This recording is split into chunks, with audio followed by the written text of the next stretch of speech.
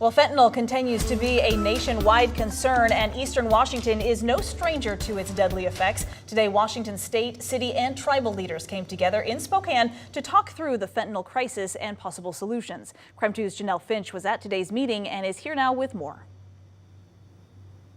The U.S. Drug Enforcement Administration says this is what a deadly dose of fentanyl looks like, smaller than the size of 1 penny. Today, state and local leaders came together to talk about how to stop all amounts of fentanyl, even as small as this, from getting into the hands of Washingtonians.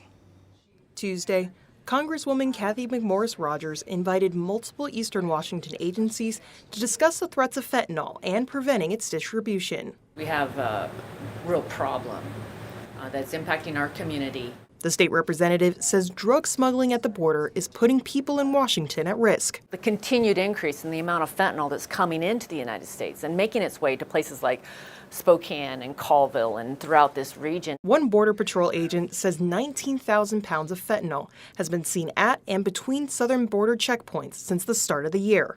He says 1 pound of fentanyl equals about 600 to 700 pills. They're coming up the I-15 and the I-5 corridor to our backyard. When talking about fentanyl, it's impossible to ignore the damaging effects of drug misuse.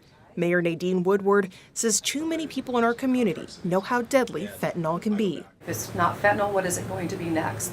2 years ago, a family member in my family died of fentanyl poisoning. There are more of us that have been impacted by this than we realize. And so my heart goes out to those families because we've suffered the same pain. A large talking point was making sure children know how to protect themselves from fentanyl. People walked away from the table advocating for more drug education in our regional school curriculums.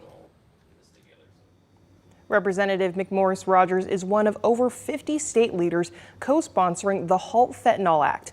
Under that bill, being caught with 100 grams of fentanyl or more could trigger a 10-year minimum prison sentence.